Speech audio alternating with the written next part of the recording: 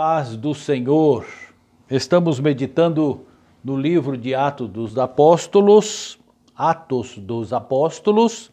Estamos no capítulo 18. Hoje vou ler os versículos 9 a 17. Diz assim a palavra do Senhor. E disse o Senhor em visão a Paulo: Não temas, mas fala e não te cales, porque eu sou contigo, e ninguém lançará mão de ti para te fazer mal, pois tenho muito povo nesta cidade.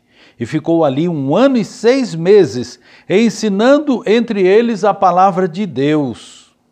Mas, sendo Gálio, procônsul da Acaia, levantaram-se os judeus concordemente contra Paulo e o levaram ao tribunal, dizendo: Este persuade os homens a servir a Deus contra a lei. E querendo Paulo abrir a boca, disse Gálio aos judeus: Se houvesse, ó judeus, algum agravo ou crime enorme, com razão vos sofreria. Mas, se a questão é de palavras e de nomes, e da lei que entre vós há, vede-o vós mesmos, porque eu não quero ser juiz dessas coisas. E expulsou-os do tribunal. Então todos agarraram Sóstenes, principal da sinagoga, e o feriram diante do tribunal. E a Gálio, nada destas coisas o incomodava. E Paulo, ficando ali muitos dias, despediu-se da multidão, despediu-se dos irmãos e dali navegou para a Síria. E com ele Priscila e Áquila, tendo rapado a cabeça em Cencreia, porque tinha voto. Pessoas que nos ensinam. Aprendemos observando as pessoas. O Nicolas, pela manhã, pregou sobre o exemplo de Moisés, de Noé e de Salomão. Mas depois mostrou que estes também se desviaram por algum tempo da fé. Cometeram atos errados. E aqueles que se prendem em homens por causa da sua aparência, muitas vezes podem se desiludirem. E ele então afirmou na sua pregação que nós devemos sempre ter os nossos olhos fitos em Jesus. Isso é claro. E eu não quero aqui dizer que estes homens que temos aqui à nossa frente são o alvo da nossa fé. É sim Jesus. Mas aprendemos com as pessoas, inclusive com Moisés, Noé, Salomão. Aprendemos com eles. Mas aprendemos também as coisas que não devemos praticar conforme eles. É o caso desta pregação. Aqui nós vamos ver Paulo, Gálio e Sóstenes. Vamos ver o que é que podemos aprender com estas pessoas. Nós vimos que Paulo foi levado ao tribunal e ali estava o juiz Gálio, que quando chegaram ele quis se informar do que se tratava. Então diziam que Paulo estava contra a lei. Mas que lei? Para Gálio, que é um juiz romano, interessa a lei de Roma. O que é que ele está ofendendo a lei? Quando ele toma conhecimento de que a lei que eles se referem é a lei dos judeus, é sobre a lei de Moisés, então ele não quis tratar do assunto. Ele disse: resolvam isso entre vocês. E então eles ficaram revoltados, ficaram envergonhados por serem expulsos do tribunal de Gálio, e então eles descarregam toda a raiva e o ódio em cima de Sóstenes, que era o principal da sinagoga. E eles voltam então para casa e Paulo vai embora livre. Então eu quero dar uma parada para pensarmos nessas três situações, nesses 3 nomes: o Paulo, o Gálio e o Sóstenes. Vamos começar com Paulo. Nós vimos nos versículos 9 e 10 que havia uma promessa para que Paulo permanecesse tranquilamente em Corinto para pregar o evangelho, porque Deus ainda usaria Paulo para a salvação de muitas pessoas, mas Paulo estava ali preocupado talvez com a sua própria vida, e Deus então promete para ele que ninguém vai colocar a mão nele. Há uma promessa ali. E eu quero pensar um pouquinho nessa promessa que Deus colocou para Paulo. Ele teve uma visão, Deus falou com ele em visão, Deus falou com Paulo em visão.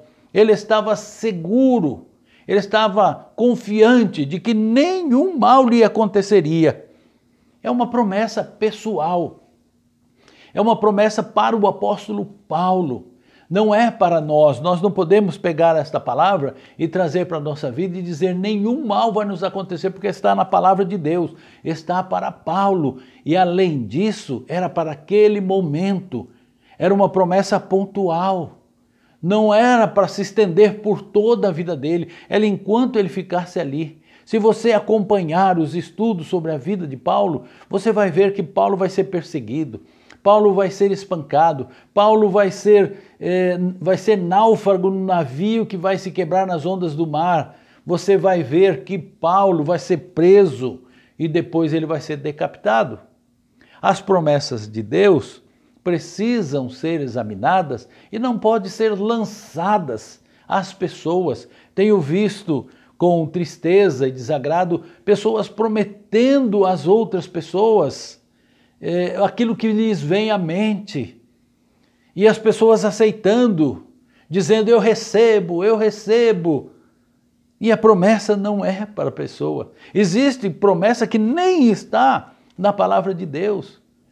Eu vi uma pessoa esta semana dizendo a um grupo grande de pessoas que estavam assistindo ao pregador, ele dizia que naquela semana ele não poderia dizer para quem, mas certamente Deus ia abençoar alguém ali no meio daquela multidão de maneira esplêndida, que aquela pessoa ia receber aquilo que estava esperando. É fácil dizer isso. Quando eu não era crente, quando eu ainda olhava horóscopo, abria o jornal e via o que estava preparado pelos astros para mim, para a minha vida, que aquele dia ia ser um dia triste, ou de sorte, ou ia ganhar, ou ia perder, confiava naquelas coisas, e depois eles sorteavam aqueles termos e jogavam para outro signo. Parece que está acontecendo a mesma coisa. Parece que as pessoas vão atrás de horóscopo dentro das igrejas. O que é que Deus tem hoje para mim? Deus tem a palavra. Há uma promessa aqui para o apóstolo Paulo.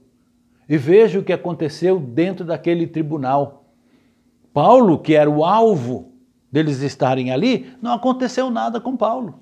Mas o dirigente deles, o Sóstenes, foi quem apanhou.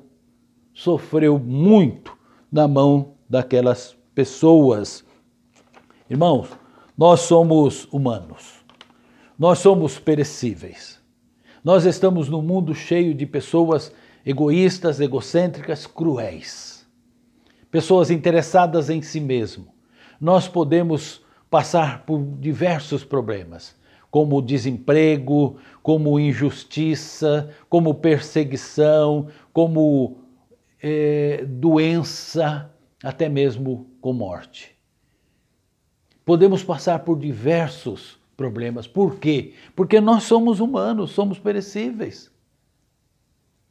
Nós estamos caminhando para a morte, vamos envelhecendo, vamos perdendo a nossa capacidade física. E também estamos sujeitos a tantos agravos neste mundo, tantas situações difíceis.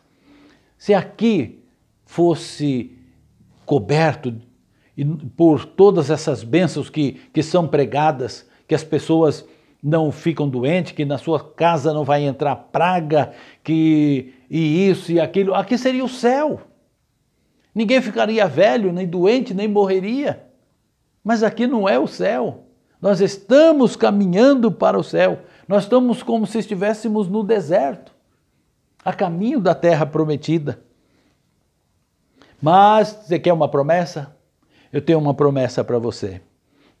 Que Jesus disse para mim, para você, para todos nós: eis que estarei convosco todos os dias até a consumação dos séculos. Amém? Esta você pode dizer: eu recebo, porque essa é para você.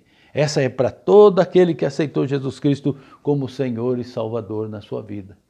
E lembre-se sempre da palavra do profeta Abacuque, que ele disse no capítulo 3 do seu livro, versículos 17 e 18, que diz assim: ainda que a figueira não floresça, e não haja frutos na videira, ainda que a colheita das azeitonas não dê nada, ou os campos fiquem vazios e improdutivos, ainda que os rebanhos morram nos campos e os currais fiquem vazios, mesmo assim me alegrarei no Senhor, exultarei o Deus da minha salvação. Amém? Você está preparado para isso? Para que venha qualquer luta, perseguição, tristeza, até mesmo luto, você está firme, exultando sempre o nome do Deus da sua salvação? Amém por isso. Deus está contigo para te amparar. Quando? Nos momentos de alegria? Também, mas nos momentos de tristeza principalmente. É nessas horas que mais precisamos dele e ele está junto conosco para nos consolar e fortalecer.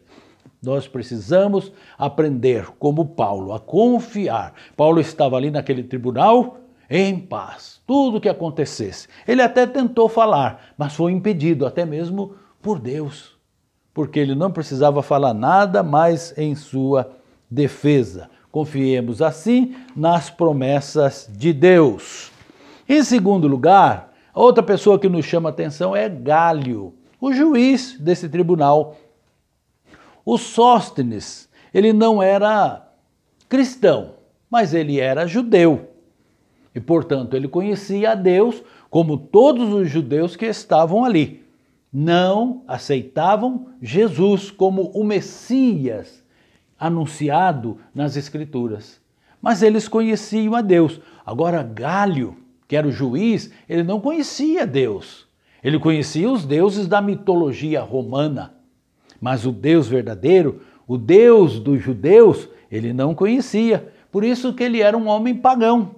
Um homem que não conhecia Deus, não servia os propósitos de Deus.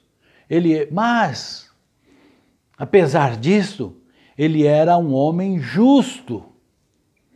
Gálio, ele tinha um irmão famoso de nome Sêneca, que foi um escritor romano, um filósofo muito conhecido.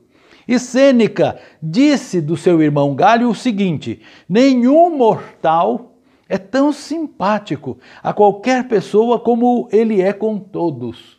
Então, mais uma coisa que nós aprendemos de Gálio, que além de ser justo, ele era simpático, conforme as palavras do seu irmão.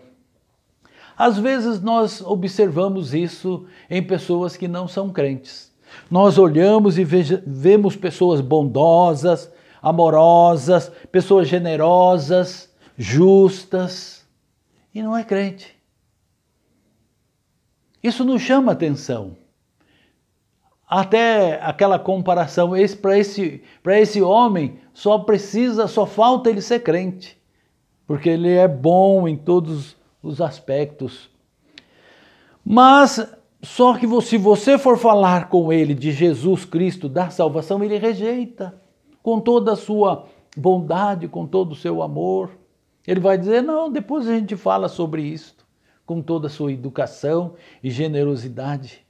Ele não quer saber de Cristo, não quer saber da sua salvação. Como explicar isso? É que todo homem foi criado à imagem de Deus. E quando diz a imagem de Deus, não é a imagem física, porque Deus é espírito. Que imagem é essa que o homem foi criado? São as virtudes que Deus colocou nele, que são de Deus. Então o homem é bom, o homem é generoso, O homem é justo, verdadeiro. Essas coisas, ele foi criado com ela. Mas houve o pecado, que distorceu a imagem de Deus no homem. Então ele não consegue ser, em todas as suas virtudes, completas e perfeitas. Então ele não ama como Deus ama.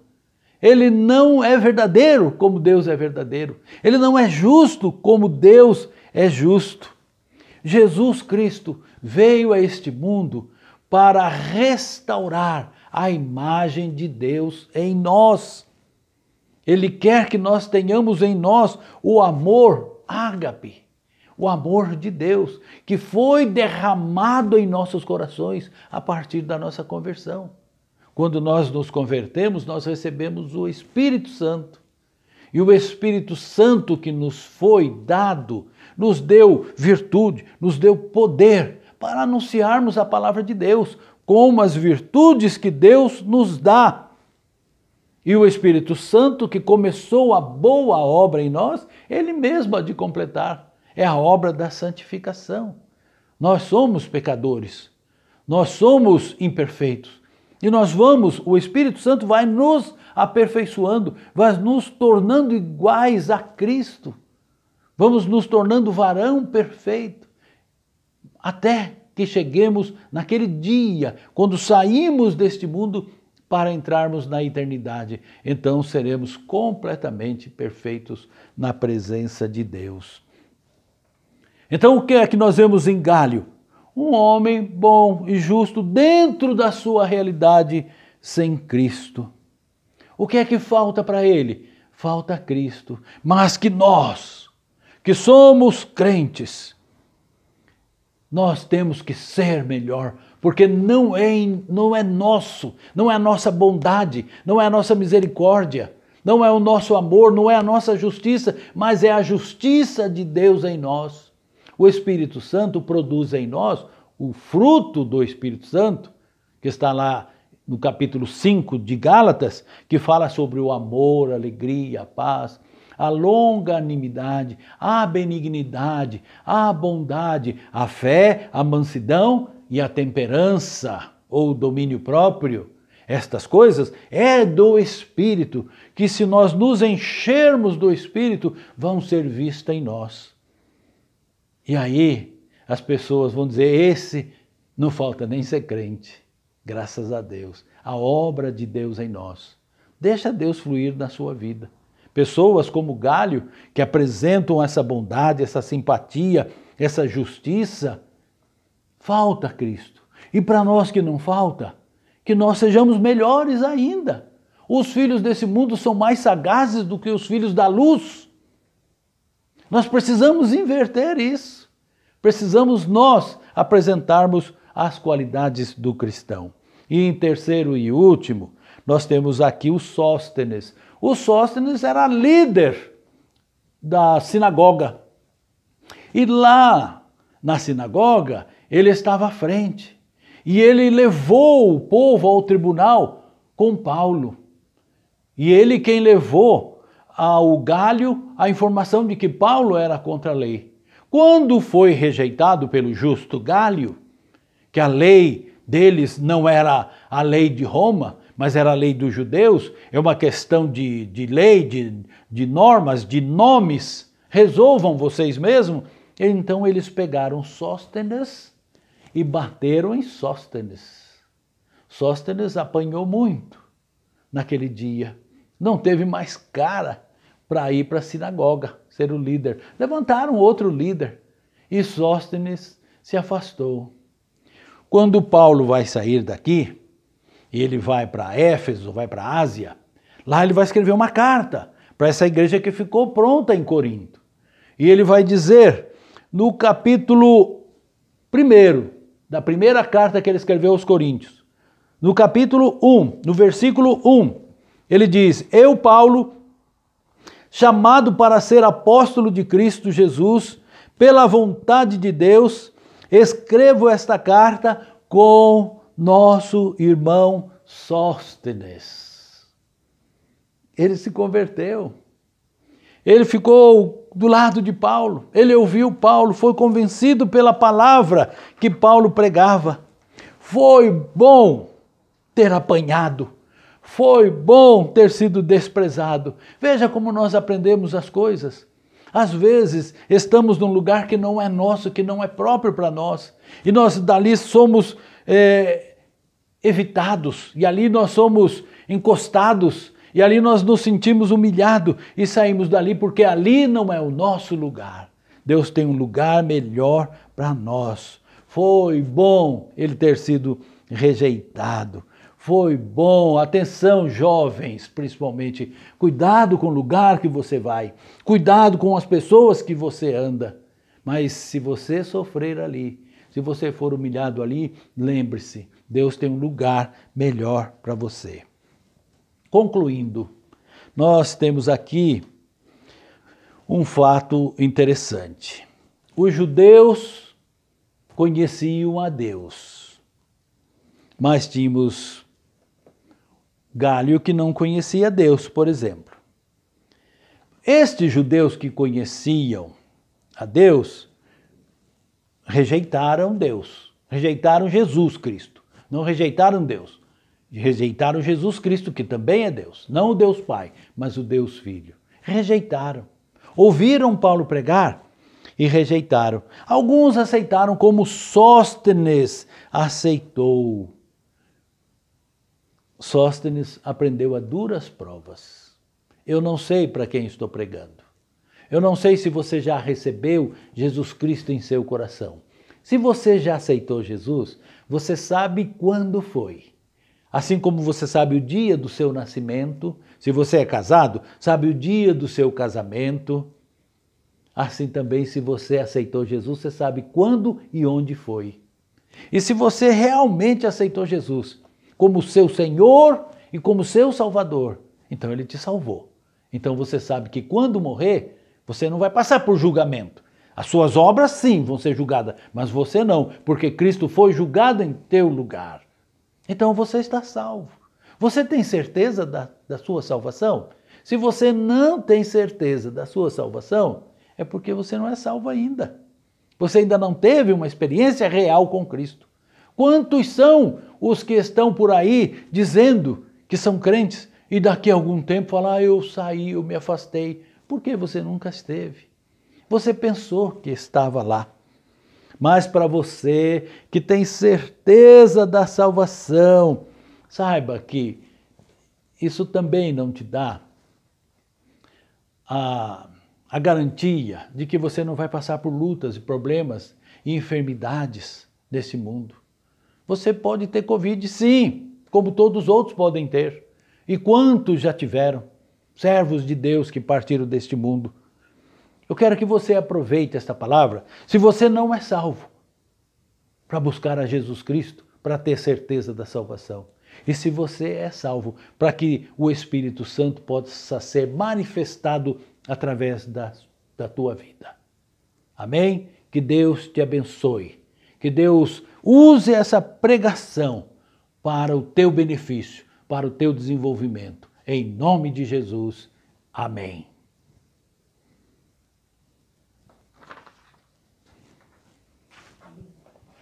Hã?